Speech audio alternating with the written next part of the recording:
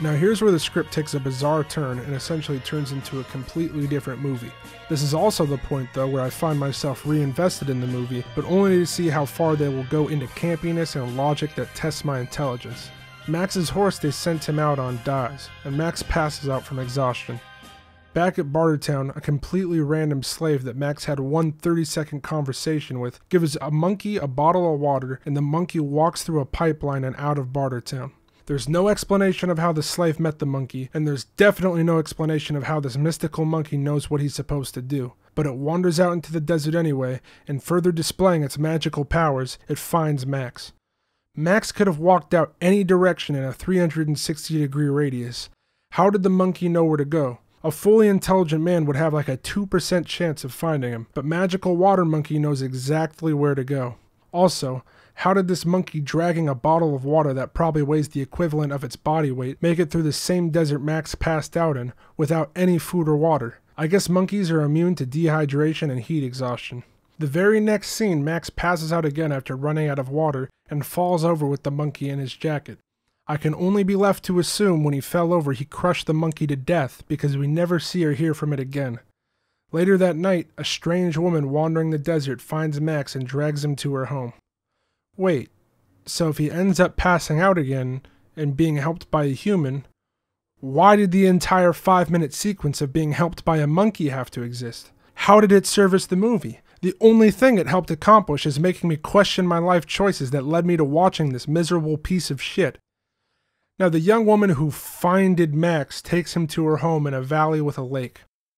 There, Max is introduced to about 20 children who appear to be tribal, and one other around the age of the woman who found Max. We never learn their names, so we'll just call them Mama and Dada, which I'll elaborate on now. So Mama and Dada explain to Max how they got in the middle of the desert. They left the city of Sydney on a plane piloted by a belligerent man named Captain Walker after the city was bombed. They caught too much turbulence and crashed, most likely because Captain Walker was a drunk lunatic who didn't know how to fly a plane. I mean, he had to be. Why else would he abduct 20 people's children and fly away with them? Here's possibly the biggest plot hole in the movie, but arguably the least important one. It's the most blatant, in-your-face problem with basic logic, but it's also completely pointless since at this point you shouldn't even care about what's happening on screen. The story's completely shifted. Here we go. Mama and Dada and all the children use a lot of English words and use them correctly, but the main problem with their speaking is not understanding how to use proper verb tense. And out of it were birthed crackling dust and fearsome time. It were full-on winter, and Mr. Dead chasing them. So when Mama and Dada were left alone in this valley by Captain Walker, they had to be about 5 to 8 years old. And if Mama and Dada were only 5 years old, and are in their mid-20s now, then the nuke had to have gone off before the events of Mad Max 2. Oh wait, that movie doesn't exist. Wait, and if there were only 5, then none of the younger children were born yet. So if none of the children were born yet, where did they come from? Wow, Mama and Dada must have been really busy when they were about 12 years old, banging like rabbits and giving birth to octuplets every year, since all the children are about the same age. But even if that was somehow possible, why are they doing that? Don't they want to leave this valley because the living conditions are poor? Why are you giving birth to 20 plus children if you're having trouble living? Speaking of having trouble living, what do these people eat? There might be fish in the tiny little lake, but enough to sustain 20 children? I don't think there's a lot of birds flying around this extremely harsh desert that they can just hunt with their sticks. So what do they eat? But what does Bartertown even eat? Where the fuck even am I? Oh yeah, can't be Cartoonland. Sorry, I thought I was watching a Mad Max movie for a second. If the children don't belong to Mama and Dada, then they must have come in on the plane. But if they were already born when the plane came in, why do Mama and Dada speak like morons? They had to have been at least 12 years old. Do they just both happen to have learning disabilities? And how did Captain Walker get the gasoline to fly a large plane after the events of Mad Max 2? There's supposed to be close to no gasoline left in the world. Is it because this is a random post-apocalyptic movie that has nothing to do with the previous films? Oh. Yeah, that's what it is. So the children show Max the destroyed plane that they flew in on, and for no practical reason they all believe Captain Walker was going to magically fix the plane and they were going to fly in it again, with no gasoline, I guess. And they all believe that Max is Captain Walker because I guess Mama and Dada weren't old enough to remember what Captain Walker looked like, but were old enough to learn most of the English language. Later, when Max wakes up, he falls off one of their elevated huts and is suspended in the air by a rope around his leg. One of the children cuts the rope while everybody shouts at him to Fly, Walker, fly!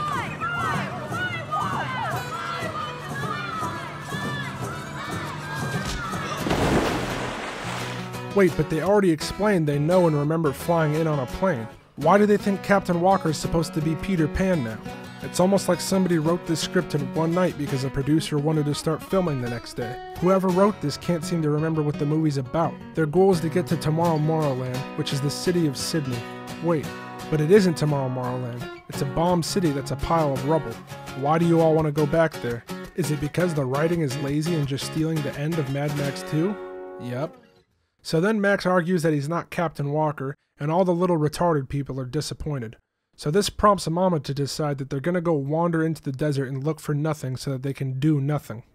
If the lake was good enough to sustain 20 of your children, why are you risking walking out into the desert when you don't even know where you are?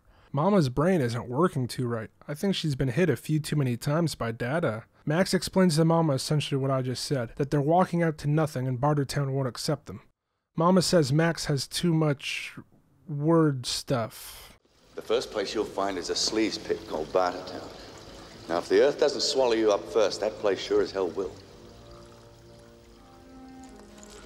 Listen to him! There ain't no Tomorrowland! We've done that! He's got word stuff from his ass to his mouth! Whoever's got the juice, can track with us. And so they don't have to listen to his logic because words are dumb. Max has literally no reason to care if they walk out into the desert and die, but for some reason he picks up a gun and shoots to scare them from leaving. Mama and some of the other children turn around and start to throw spears perfectly at Max's feet to keep him from walking. But wait, Max has already admitted he isn't Captain Walker, and he just threatened their lives.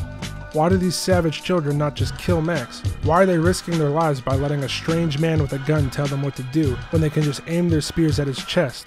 So then Max walks up to Mama and punches her in the face.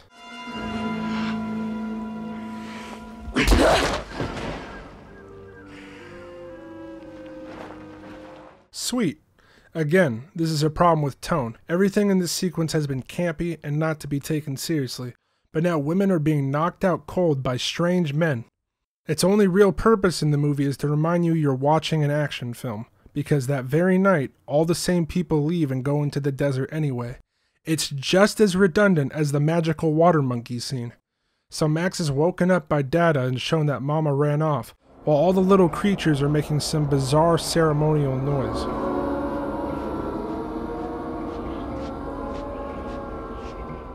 I guess they have a plan for whenever one of their brothers leaves them. Make surreal noises until they come back. Max agrees that all of them should look for Mama and the others in the desert. Once again, this isn't the Max that I know from the previous films. For no justifiable reason, he's risking his life to go save the random people he just met so that he can gain literally nothing. You confused yet? I know Max is. Pretty sure he's been fucked in the brain ever since that plane hit him right in the head. Maybe this entire film is a dream that he's been having while unconscious. That sure would explain the whole thing being more baffling than The Room.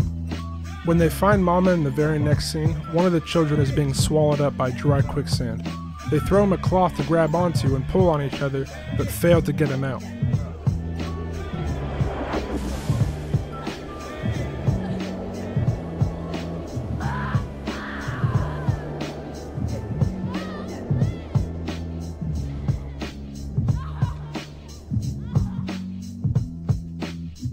Yes, this just happened in a Looney Tunes movie.